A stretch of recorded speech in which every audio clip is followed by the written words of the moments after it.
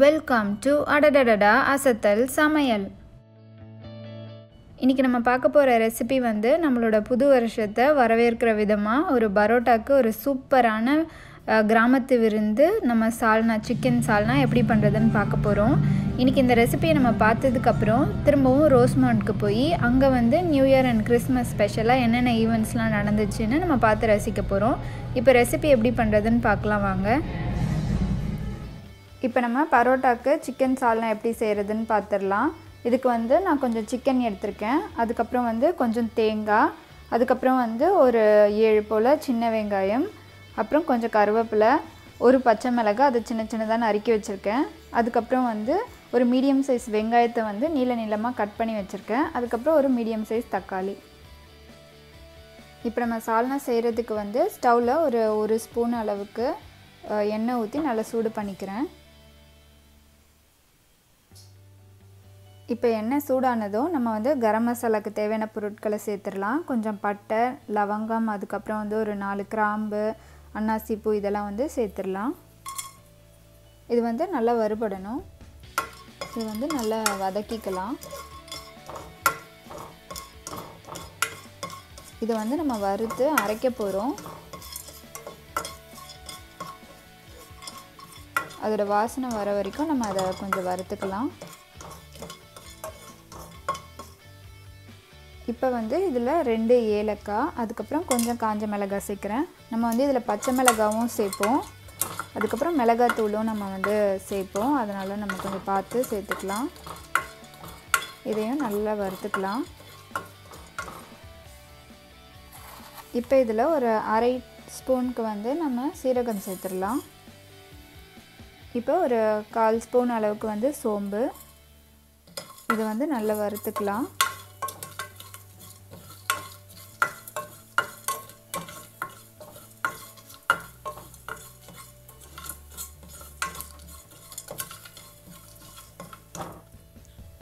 இப்போ ஒரு 1/2 ஸ்பூன் அளவுக்கு மிளகுத்தூள் சேர்த்துடலாம்.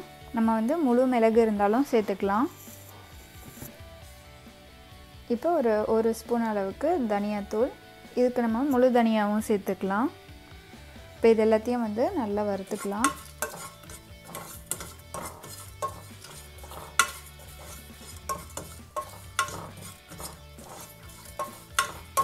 இது வந்து நல்லா ஒரு நிமிஷம் வறுத்தா போதும். இப்போ இதில் நம்ம எடுத்து வச்சுருக்க சின்ன வெங்காயத்தை சேர்த்துடலாம். அதையும் நல்லா ஒரு நிமிஷம் வதக்கிக்கலாம். இதை நம்ம கட் பண்ண வேண்டியதில்லை, நம்ம வந்து அரைக்க போகிறோம், அதனால் அப்படியே போட்டு நம்ம வதக்கிக்கலாம்.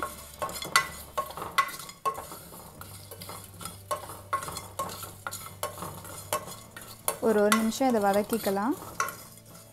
இப்போ இதில் நம்ம எடுத்து வச்சுருக்க தேங்காயை சேர்த்துடலாம்.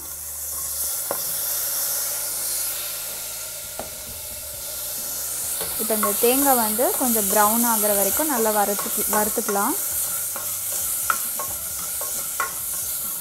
தேங்காய் வந்து நம்ம துருகி கூட சேர்த்துக்கலாம், இல்லைனா இந்த மாதிரி சின்ன சின்ன பீஸாக கட் பண்ணியும் சேர்த்துக்கலாம். நம்ம வந்து அரைச்சிருவோம். இதை கொஞ்சம் இந்த தேங்காய் ப்ரௌன் ஆகிற வரைக்கும் இதை வறுத்துக்கலாம். இப்போ இந்த தேங்காயெலாம் நல்லா வறுபட்டுருச்சு. நம்ம இப்போ வந்து ஸ்டவ் ஆஃப் பண்ணிடலாம். ஆஃப் பண்ணிவிட்டு அது நல்லா ஆறட்டும். ஆறுனதுக்கப்புறம் நம்ம அரைச்சிடலாம். இப்போ ஸ்டவ் ஆஃப் பண்ணியாச்சு, இது ஆறட்டும். இப்போ நம்ம வறுத்த மசாலா வந்து ஓரளவுக்கு ஆறிடுச்சு. இதை வந்து மிக்ஸி ஜாரில் சேர்த்துடலாம்.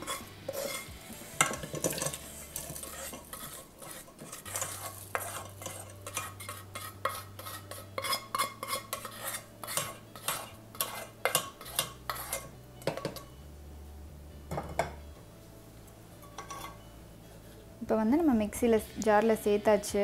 இது இன்னும் கொஞ்சம் நேரம் ஆறட்டும். அதுக்குள்ளே நம்ம வந்து சால்னா செய்ய ஆரம்பிச்சிடலாம். இப்போ நம்ம சிக்கன் சால்னா செய்கிறதுக்கு வந்து ஸ்டவ்வில் ஒரு குக்கர் வச்சு அதில் 2 டேபிள் ஸ்பூன் எண்ணெய் ஊற்றி நல்லா சூடு பண்ணிக்கணும். நல்லெண்ணெய் யூஸ் பண்ணிக்கிட்டால் இன்னும் ரொம்ப நல்லாயிருக்கும். இப்போ எண்ணெய் சூடாகட்டும். இப்போ எண்ணெய் நல்லா சூடானதும் ஒரு சின்ன துண்டு பிரிஞ்சி இலை சேர்த்துடலாம்.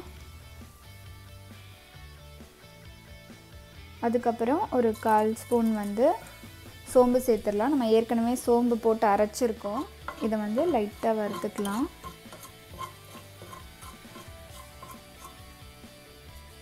இப்போ இதில் வந்து நம்ம நறுக்கி வச்சுருக்க வெங்காயத்தை சேர்த்துடலாம்.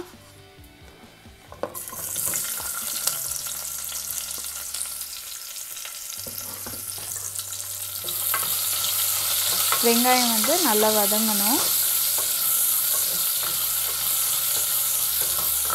இதை வந்து நல்லா வதக்கிக்கலாம். ஒரு 2 நிமிஷம் நல்லா வதங்கட்டும் வெங்காயம். வெங்காயத்தை வந்து ஒரு 2 நிமிஷம் நல்லா வதக்கியாச்சு. இப்போ வந்து இதில் 1 ஸ்பூன் வந்து இஞ்சி பூண்டு விழுது சேர்த்துடலாம். இப்போ இதை வந்து பச்சை வாசம் போகிற வரைக்கும் நல்லா வதக்கிக்கலாம்.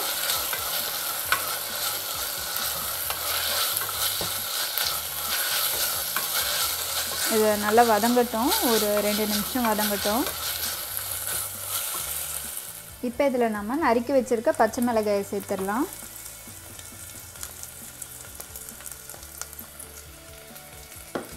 பச்சை மிளகாவையும் நல்லா வதக்கிக்கலாம்.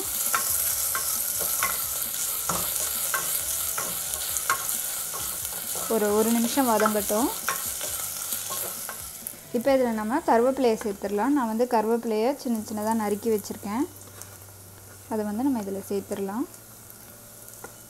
இப்போ இதையும் நல்லா 1 நிமிஷத்துக்கு வதக்கிக்கலாம். நல்லா வதங்கட்டும்.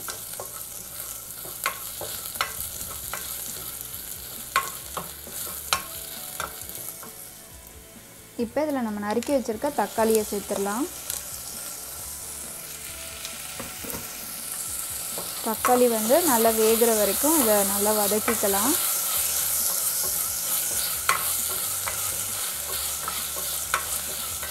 தக்காளி நல்லா வதங்கட்டும். இப்போ நம்ம வந்து அந்த மசாலாவை அரைச்சிட்டு வந்துடலாம். இப்போ நம்ம இந்த மசாலாவை வந்து அரைச்சிடலாம். நம்ம வறுத்து வச்சுருந்த அந்த மசாலாவோட வந்து நான் ஒரு 7 போல் பாதாம் சேர்த்துக்கிறேன். நம்ம வந்து இதுக்கு பதில் கசகசா இல்லை முந்திரி கூட சேர்த்துக்கலாம். இப்போ இதை வந்து நம்ம நல்லா அரைச்சிடலாம்.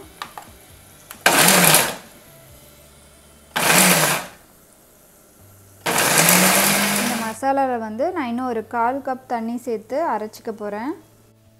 மசாலாவை வந்து நல்லா இந்த மாதிரி அரைச்சிக்கணும். இப்போ தக்காளி வந்து நல்லா வதங்கிருச்சு. நம்ம அரைச்சி வச்சுருந்த மசாலாவை வந்து இதில் சேர்த்துடலாம். இந்த மசாலாவை வந்து இதில் சேர்த்துடலாம்.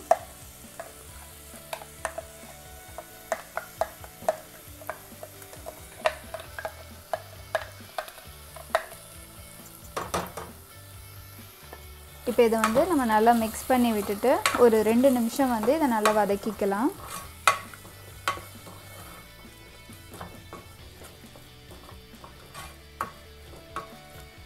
இந்த மசாலா வந்து நல்லா ஒரு 2 நிமிஷம் நல்லா வதங்கட்டும்.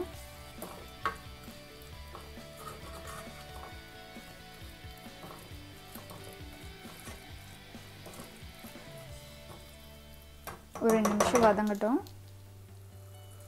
இப்போ இதில் நம்ம எடுத்து வச்சுருக்க சிக்கனை சேர்த்துடலாம்.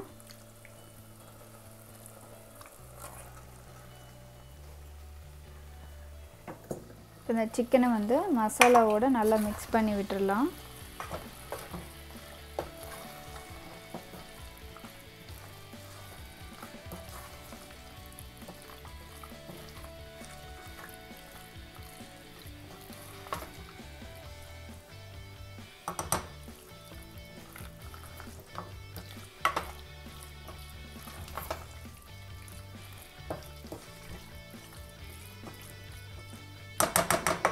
இப்போ ஒரு 2 நிமிஷம் இது வேகட்டும்.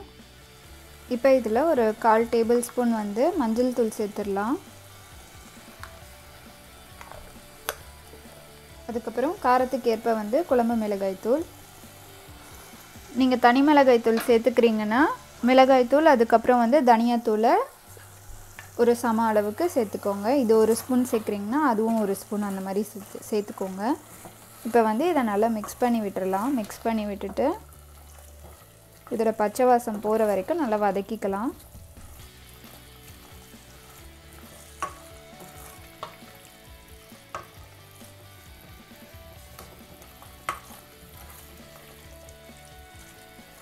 இப்போ இதோட பச்சை வாசம் போகிற வரைக்கும் நம்ம நல்லா வதக்கிக்கலாம். இப்போ நல்லா கொதிக்க ஆரம்பிச்சிருச்சு. இப்போ இதில் வந்து நம்ம தேவையான அளவு தண்ணி சேர்த்துடலாம். நான் வந்து ஒரு 3 கப் தண்ணி சேர்க்குறேன். தண்ணி சேர்த்துட்டு இதை வந்து நல்லா கலந்து விட்டுறலாம்.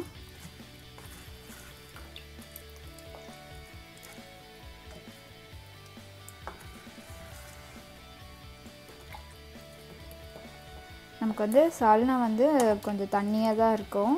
எவ்வளோ தண்ணியாக வேணுமோ அதுக்கேற்ற மாதிரி நம்ம தண்ணி சேர்த்துடலாம்.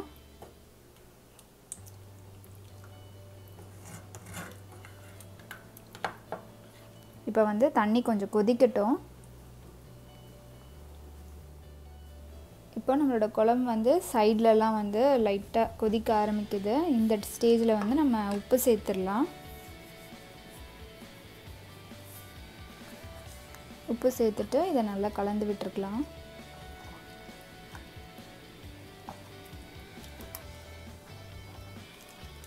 நமக்கு எவ்வளோ தண்ணி வேணுமோ அதுக்கேற்ற மாதிரி நம்ம தண்ணி சேர்த்துக்கலாம். இப்போ கலந்து விட்டாச்சு. இப்போ வந்து நம்ம குக்கரை மூடி வேக வச்சிடலாம். இப்போ நம்ம குக்கரை மூடி நல்லா வேக வச்சிடலாம்.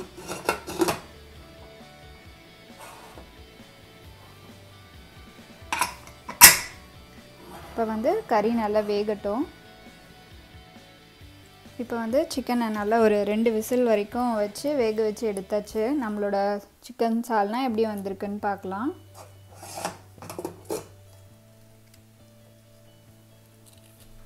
சிக்கன் சால்னா வந்து சூப்பராக வந்திருக்கு.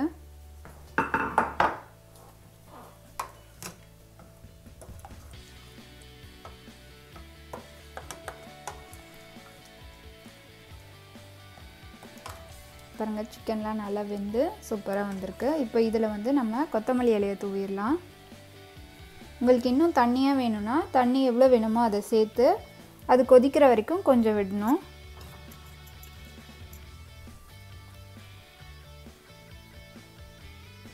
அவ்வளோதான். இதை வந்து நல்லா கொஞ்சம் கலந்து விட்டுடலாம்.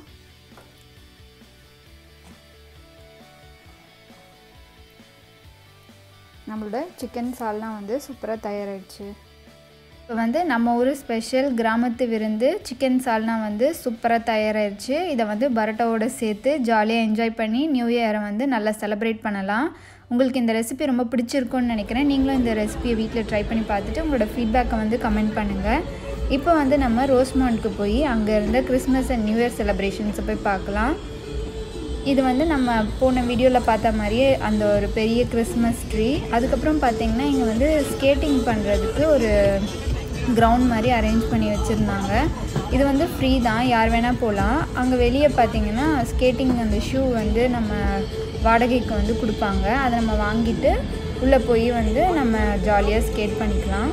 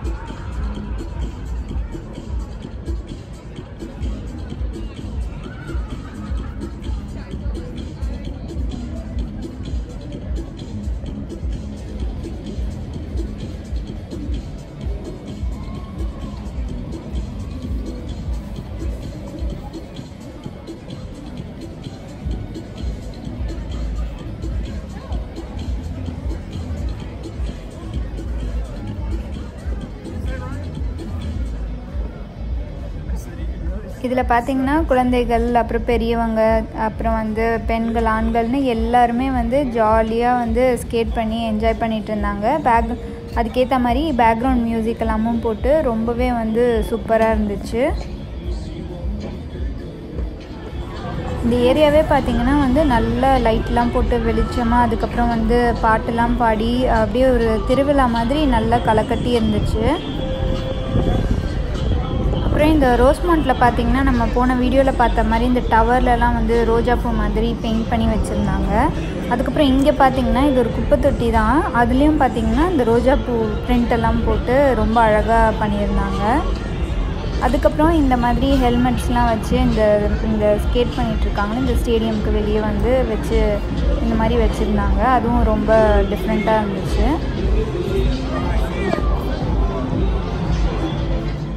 அதுக்கப்புறம் இப்போ நம்ம பார்க்குறது வந்து இப்போ நம்ம கீழே நின்று பார்த்தோம்ல அதே ரோடு தான்.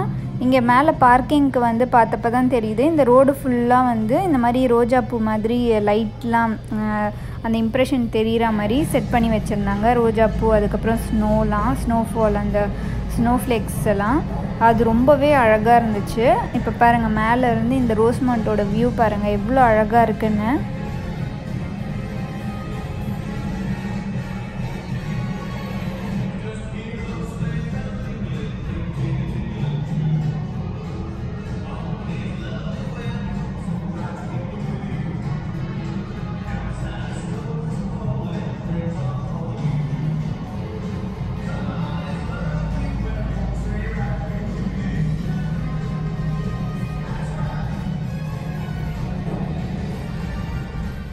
ரோஸ்மவுண்டோட நியூ இயர் அண்ட் கிறிஸ்மஸ் செலிப்ரேஷன்ஸ்லாம் எப்படி இருந்துச்சு, டெக்கரேஷன்லாம் எப்படி இருந்ததுன்னு பார்த்து ரசிச்சிருப்பீங்கன்னு நினைக்கிறேன்.